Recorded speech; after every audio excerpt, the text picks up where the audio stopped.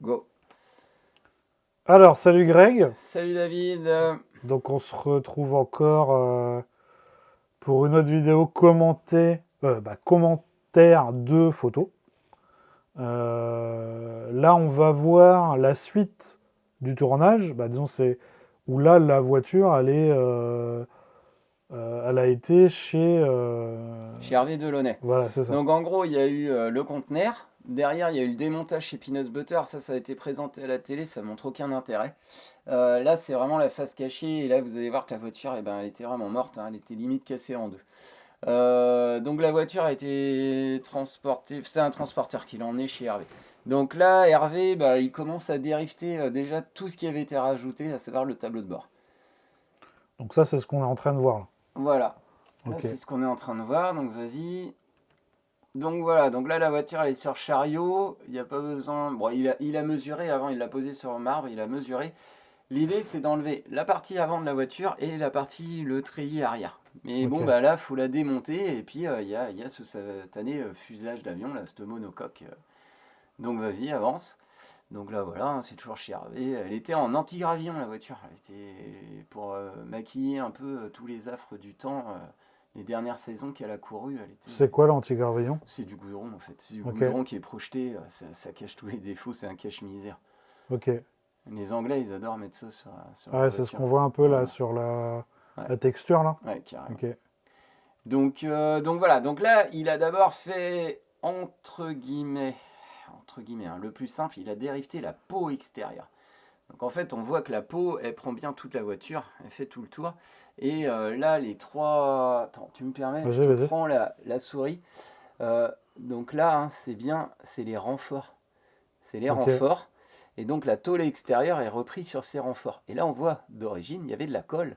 Parce qu'en fait, ça s'apparente à du PR. PR, c'est ce qui est utilisé en aviation pour les avions, pour coller les fuselages, les tôles entre elles. Ok. Parce que là, en fait, faut pas oublier que ça, c'est le réservoir. D'origine, c'était les réservoirs qui étaient là. Donc, tu remplissais par là et l'essence était partout là-dedans. Et donc, elle circulait là-dedans. Bien pour ça que moi, maintenant, il n'y a plus les réservoirs à l'intérieur. Parce que le problème, c'était la manipulation du PR. Faut le mettre dans un congélo. Et puis, fallait péter tous les rivets d'un seul coup, quoi. C'est juste. Ouais, on aurait pu le faire si on avait voulu. Je- Mais bon, moi, l'idée, la voiture, c'est que dans 60 ans, elle roule encore et mettre un réservoir auxiliaire, c'est beaucoup plus simple. Voilà. Donc voilà, je te laisse défiler les photos d'après. Donc la photo d'après, on voit que la voiture était morte, hein. Tout ça, tout ce qu'on voit ici, hein, c'est de la corrosion. C'est de la corrosion, donc on voit bien qu'elle est en alu, la voiture extérieure, dessous elle est en alu. Par contre, la surprise qu'on a eue, c'est que la voiture n'est pas full alu, elle est alu acier. Et ça, dans l'histoire, personne ne le savait. Donc là, voilà, hein, c'est le dériftage. Donc on voit, hein, que c'est fait de manière artisanale, hein, c'est Ouais, pas c'est pas droit. droit, ouais, c'est C'est pas clair. droit. Et Hervé a essayé de faire attention à la remise en place, puisque comme les aubes, là, les renforts, il les a pas repercés, hein, il a refait les trous à l'endroit où c'était. Donc comme ça laisse un désaxage, c'est assez sympa. Donc voilà, la voiture, elle est clairement en sale état. Donc à partir de là, Hervé m'a dit, bon là, de toute façon, il n'y a pas de choix, on l'envoie en sablage, on va bien voir, hein, il ne restera plus rien, mais au moins on sable, parce que je ne vais pas continuer à.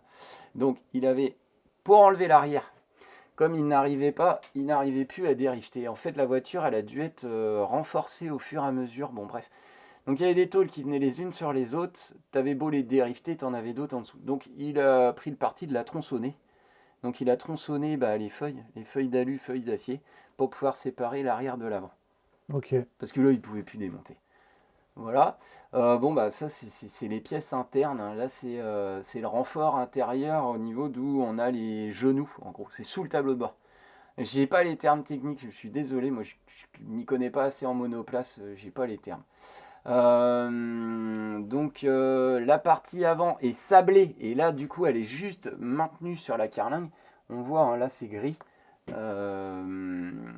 Et entre temps, moi j'avais fait refaire les carénages et donc je suis allé les déposer à Hervé et notamment cette cornière. Et c'était pour voir, parce que la seule photo qu'on a vue de face de la voiture, en gros, c'est la photo qui est posée. Et Hervé était en train de positionner, parce que le carénage, il a été recoupé, hein, bien entendu. C'est pas le carénage de ma voiture.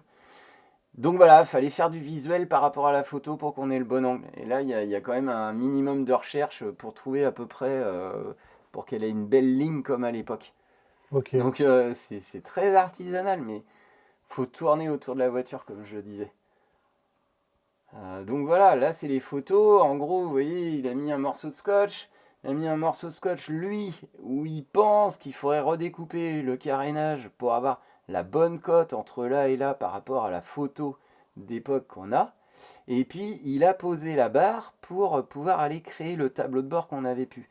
Et donc ça, en gros, c'est les photos qu'il m'envoyait par WhatsApp en me disant bon, t'en penses quoi? Moi, je pense que c'est pas mal. Bon, lui, il l'avait sur place et moi, Ouais. j'étais par photo. Et là, on voit, en fait, il avait commencé le tableau de bord. Tiens, d'ailleurs, il me l'avait pas dit, Ouais. mais en fait, il l'avait déjà, il avait pris de l'avance. Bon, ça, je savais pas. Voilà, donc là, ça y est. Là, il enlève tout. Là, ça y est, on sait à peu près où on va. Donc là, il dérifte tout. Donc l'avant, l'arrière, le milieu, ça y est, la voiture, hein, là, c'est une pure épave. Donc là, c'est les pièces sorties de sablage, mais il continue. Alors oui, ce qu'il faut savoir, c'est qu'Hervé avait eu un incendie juste avant. Il y a une partie de la toiture qui était cramée. Il y avait des barrages, ça prenait un peu l'eau. Il a bossé dans des conditions extrêmes, hein, Hervé, sur la voiture, en plus d'avoir un chantier foireux. Donc ça, c'est la partie avant. Donc la tôle avant était irrécupérable. Donc il a préféré refaire une tôle neuve. Fallait qu'on fasse très attention, parce que vous avez vu dans l'état qu'était la voiture, on peut vite dériver dans la refabrication. Hein, nous, on reste sur une restauration. Très border, mais ça reste une restauration, puisqu'il y a plus de 50% qui a été conservé.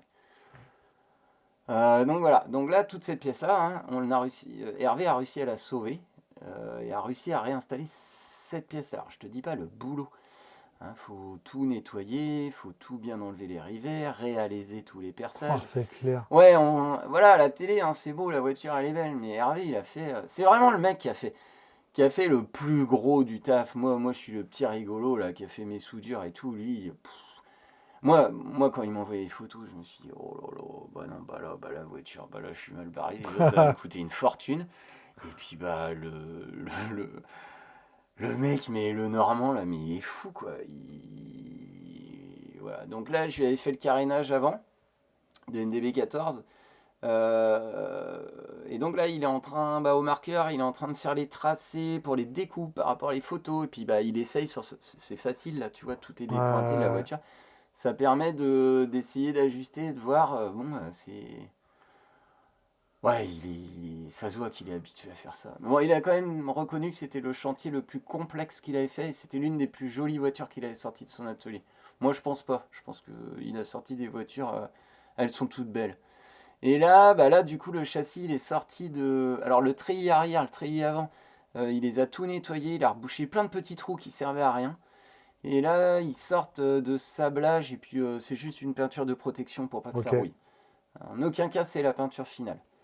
Donc voilà, donc là ça commence à être un peu plus propre. Petite table, petit morceau en bois, et puis là il va faire voilà, il commence à poser les bouts, et surtout il a fait cintrer la tôle intérieure, qui est bien une tôle. C'est pas une tôle, c'est une tôle d'acier, et non une tôle d'alu comme tout le monde pensait. C'est pas une monocoque full Ok. alu. Donc là il a fait les deux tôles, hein, elles sont séparées, une à droite, une à gauche, et après il y a le fond qui vient. Donc il a plié ses tôles et là il commence à mettre en place pour voir si ça va bien se passer ou si ça va mal se passer. Donc tu vois, à droite on voit la vieille tôle et à gauche on voit la nouvelle tôle. Et à chaque fois il s'inspire de l'ancien pour reconstruire le nouveau. Et ça, l'ancienne tôle, c'était sûr que c'était d'origine. Oh bah de toute façon, pour enlever cette tôle-là, fallait Ok, démonter ok. entièrement la voiture. Donc, Ok, tu vois, ok. là il n'y a pas de doute, hein. Ok. Donc c'est rigolo, hein, c'est très artisanal. Si tu regardes bien, tu as le trait noir. T'as le trait noir en plein milieu, hein. C'est juste son Ouais. guide, hein. Ouais. En fait, il a son centre, et puis il vient poser, tu vois. Il a fait son centre, là il a refait un trait, et puis en fait, son gabarit, c'est un morceau de bois. Ouais. C'est pas. Voilà, moi ça me fait marrer, il y en a, ils essayent de révolutionner. Non, ça marche très bien à l'ancienne, de façon artisanale. Bon, bah ça c'est l'avant, hein. C'était des photos pour me montrer un petit peu quand il a rebrasé sa tôle. Donc là, on a un petit peu brûlé parce que Hervé a dû monter l'intérieur et puis bon, voilà. Là, il est en train de faire le couple, le haut. Vraiment Ok. la partie la Et plus... là, on voit le tableau de bord. Voilà, et là c'est vraiment... je pense qu'il doit y avoir des photos un petit peu plus loin. Tu vois, on a quelques photos qui sont pas dans l'ordre. Là c'est un peu sur la fin. Là quand t'es rendu là, c'est que t'es bon. Bon, ça c'est l'arrière, on va le voir tout à l'heure. Parce que l'arrière, c'est les supports moteurs et l'arrière, on a été obligé de les recréer. Ils étaient inexistants puisque moi j'étais avec un moteur Gordini. Ok. Donc ça, il s'est inspiré des supports moteurs des F3000 et puis Celui-là, là. ouais.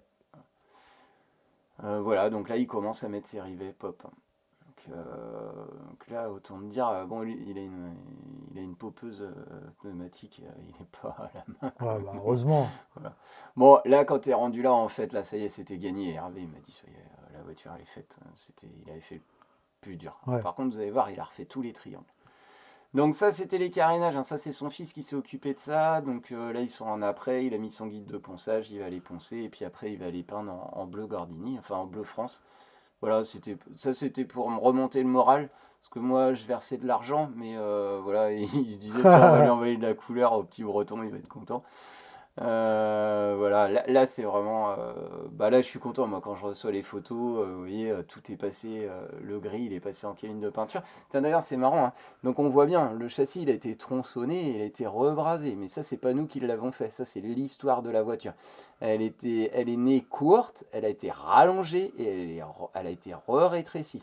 Donc on a laissé ça, parce que c'est vraiment ce qui fait dire que c'est bien la 12. Et c'est comme ça qu'elle a été identifiée, la voiture, c'est par ses coupes sur le châssis. Donc il Ok. fallait surtout pas y toucher. Donc on avance. Donc voilà, donc là, bah là voilà, hein, le tableau de bord est fait. Donc c'est bien un tableau de bord en double pot, je sais pas si on dit comme ça, mais il y a une peau ici et il y a une peau à l'intérieur, ce qui m'a valu les pires ennuis. Parce qu'Hervé m'avait percé pour mettre mes manos. Et par contre, ah ouais, alors attends, est-ce qu'on pourrait aller, je me permets, hein, je fais mon David. J'aurais bien voulu montrer aux gens. On montrera après la seule photo qui a permis de faire ce tableau de bord. Ah oui, alors attends. Euh, C'est pas ici. J'aimerais bien la montrer parce que quand même, c'est celle-là. Tu peux la mettre à l'écran pour que les gens se rendent compte d'où on est parti. Voilà. Et là, en fait, si tu regardes bien, on a bien le contour qui est ici. Et là, on a bien les deux compteurs. Et en fait, c'est juste... Là, on voit bien que c'est un tableau de bord épais, et c'est juste avec cette photo-là qu'on a réussi, que Hervé a réussi, hein. Je dis on, mais c'est Hervé, qu'Hervé a réussi à faire le tableau de bord. Et c'est notamment grâce à cette photo que tous les deux, on a trouvé le fameux autocollant Sport Auto, le BP, le Ferrodo. C'est grâce à ça que j'ai fait ma bâche à huile. De toute façon, il n'y a que 3 photos. Donc celle-là, elle a été primordiale pour la restauration de la voiture. On n'aurait pas eu celle-là, on était un peu planté. Donc voilà, donc on peut avancer. Ah oui, alors du coup je t'ai perdu là sur ton ordinateur. Non, c'est Bon bon. voilà, donc ça, hein, ça c'est la peinture. Fabien peignait au fur et à mesure que son père assemblait la voiture. Donc voilà, le carénage, les pièces arrière, le carénage supérieur. Hervé l'avait coupé et tout, on était tout à la bonne cote. Et là Hervé il a retourné la carlingue et il est en train de finir le popage de tout le fuselage. Et c'est là où c'est vraiment... Là, c'est encore pareil. Donc, en fait, les triangles, il y avait un triangle qui avait subi un accident qui avait été ressoudé, mastiqué et tout pour cacher. Et Hervé, il a découpé pour regarder un petit peu comment c'était. En fait, tout était pourri. Hervé m'a dit, oh, non, on fait pas de la bouine, on refabrique tout. Et donc, ce que vous voyez là, tu peux revenir en arrière. Ce que vous voyez là, ça c'est le gabarit. C'est le gabarit, donc Hervé il travaille qu'à la brasure. En fait, il a pris le triangle qui était en bon état, il a fait un marbre, un gabarit avec du tube. Toi, tu as des tubes, il est bridé, et puis bah là, il a reconstruit un nouveau triangle. Et tout est fait à la brasure comme à l'époque. Il n'y a pas eu de TIG, il n'y a pas eu de MIG, hein. C'était très important. C'était vraiment dans le cahier des charges et on respecte la manière qu'a été fabriquée la voiture. Donc de la brasure, du pop aviation, du collage, de la brasure, et puis derrière de la durite noire, pas de la durite bleue, du tube en cuivre pour les tuyauteries de frein. On n'a pas fait une resto pour faire de la course. C'est vraiment une resto comme... Alors comme, non, il y a des vrilles, hein, mais au plus près de 69. Voilà, donc là c'est les triangles avant. Ensuite, il a fait. On n'appelle pas ça des triangles, on appelle ça des basculeurs. Il faut que je fasse attention, je vais me faire engueuler par Hervé s'il regarde bip bip. Il va dire, t'as rien compris, toi, le breton. Vas-y, avance, avance. Voilà, bon, là, Fabien, ce qui en fait, la tôle était pas polie. La tôle d'Hervé était pas polie, du coup, bah, Fabien m'avait fait un beau polissage et derrière, moi j'ai refait un polissage derrière pour que ça se hyper miroir. Voilà, là on le voit à travers Fabien qui est bien connu sur les courses de voiture. Ça, c'est les basculeurs inférieurs. Donc, en fait, tout ce qui est train roulant, tout est neuf. Parce que pas de risque, quoi, on casse pas la voiture. Donc, vous imaginez le temps qu'il a passé pour faire tout à la main, Ça doit être fou. juste avec rien en fait, avec une presse. Voilà, ça c'est le genre de truc, ça c'est les tirants. Et les tirants, vous voyez, ben, en fait l'eau s'était infiltrée, il y avait des trous et tout était comme ça. La voiture elle était morte de chez morte. Donc il fallait tout refaire. Alors là, j'ai embêté Hervé, parce que d'origine il y a les réservoirs qui sont sur les côtés dans les pontons. Et bah moi je me suis dit, bah mince, d'origine il y a un remplissage, même si on n'utilise pas les réservoirs, bah, j'ai embêté Hervé et il m'a fait un. Il me l'a refait comme à l'époque, il a mis le remplissage. Et là pareil, on avait une photo de face où on voyait bien comment c'était bouiné. Qui Hervé a rigolé, il dit, bon bah voilà, le client est roi, je vais lui faire son truc, sa goulotte. Donc il y a bien une goulotte, il y a bien le bouchon, sauf que les réservoirs, bah ils sont pas fonctionnels. Voilà, donc après c'était l'arceau. Alors là c'est la grosse bête noire. L'arceau, d'origine les arceaux ils sont très bas. On me voit à la caméra, les arceaux ils arrivent là. La voiture on voulait quand même rouler avec. L'idée c'est quand même donc, de rouler à Montlhéry et derrière de faire 2-3 broum broum sur des Nogaro Festival, des trucs comme ça, quoi. Faire un petit peu de, pas de course, mais faire de la représentation. Et donc avec Hervé, d'un commun accord, on a fait un arceau démontable, mais qui est plus haut pour en cas de pépin. Et ben si je pars en tonneau, au moins je serai protégé avec une barre de renfort arrière.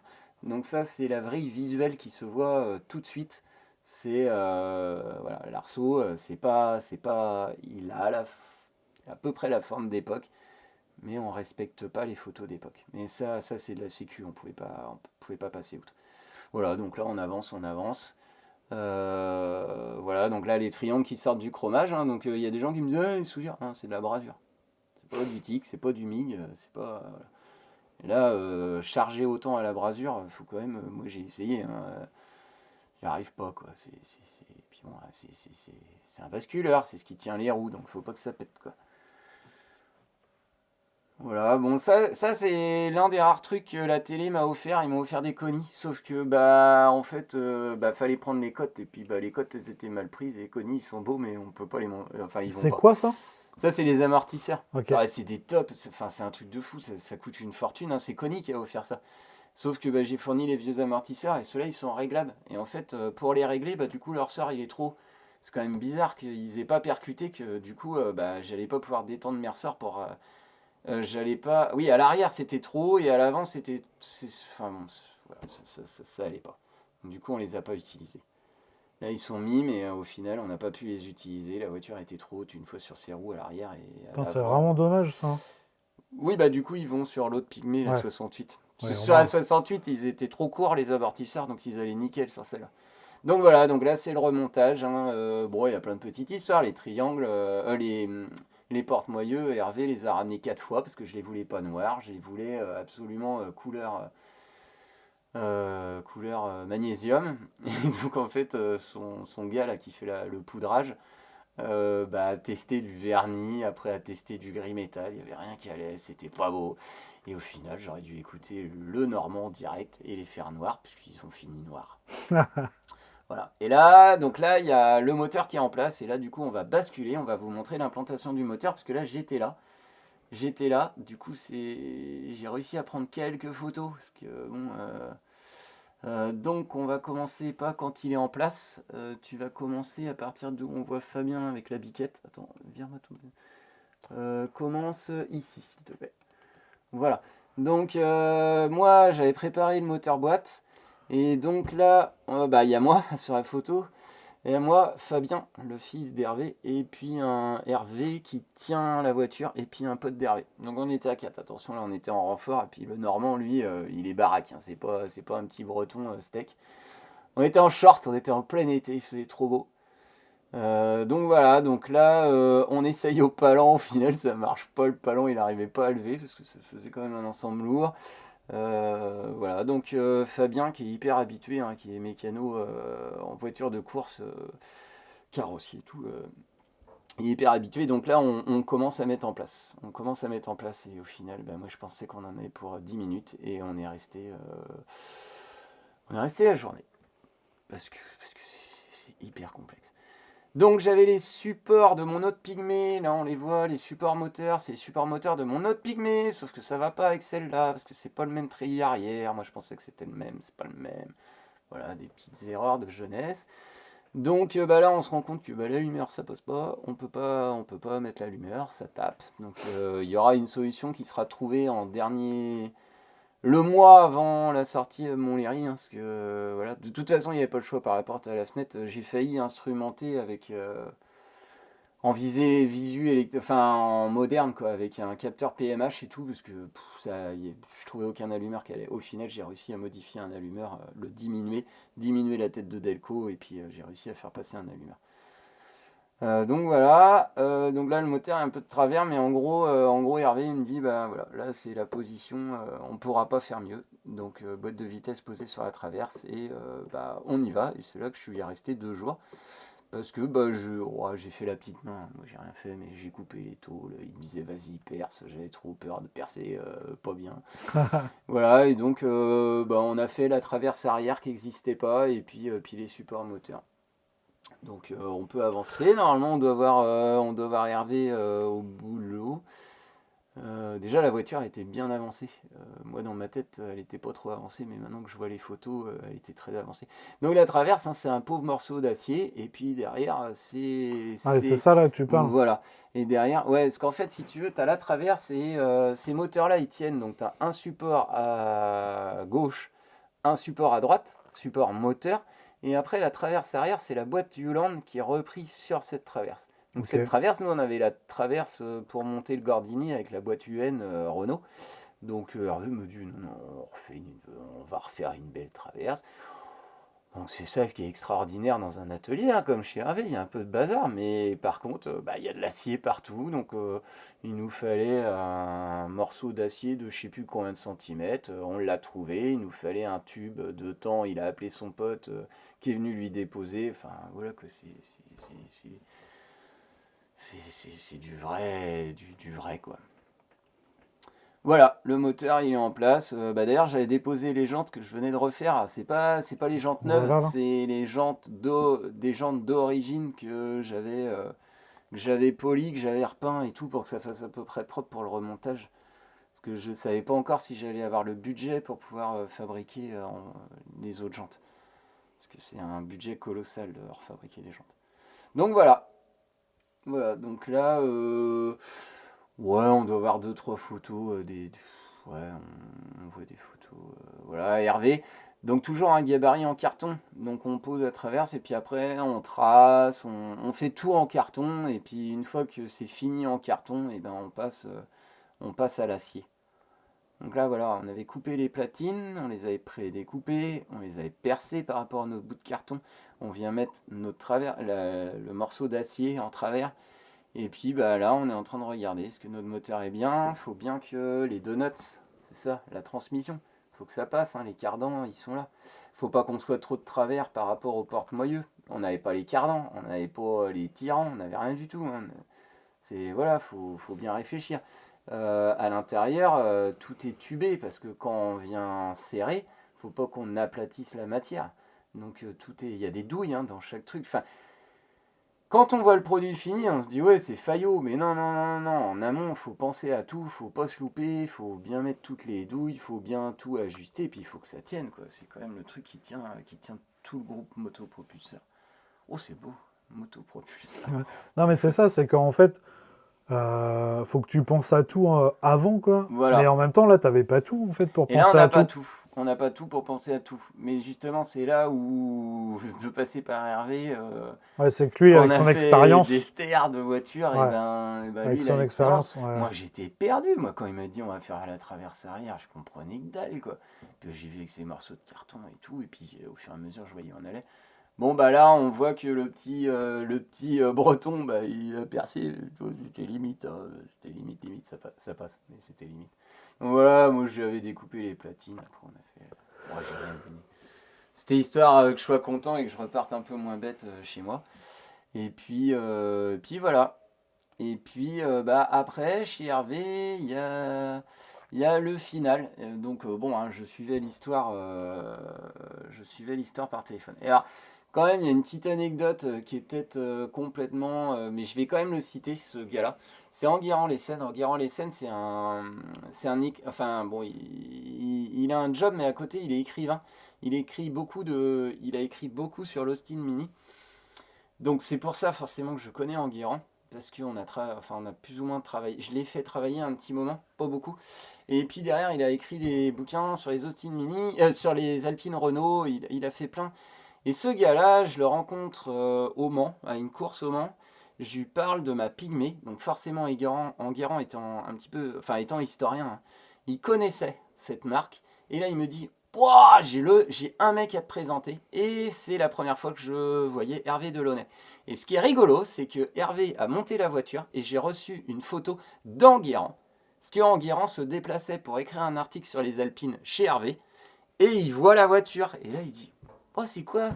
Et Hervé lui dit, c'est une Pygmée. Il dit, mais non, c'est pas à grec quand même. C'est pas, elle est pas. Je pensais qu'il l'avait abandonnée cette voiture. Donc c'est assez marrant. C'est le mec qui met en rapport avec Hervé Delaunay. Et c'est lui qui a été le premier à la voir de tout le monde, Ah, c'est marrant, ouais. comme elle est là. Donc là, je récupère la voiture et là, je la transfère chez Peanuts Butter. Et puis après, bah, la suite, on va vous la présenter. Elle est chez Peanuts Butter. Peanuts Butter fait pas grand chose. Du coup, je retourne la chercher. Je récupère comme elle est là. Et là, je vais tout monter chez moi. Enfin, tout fabriquer, tout monter. Ok.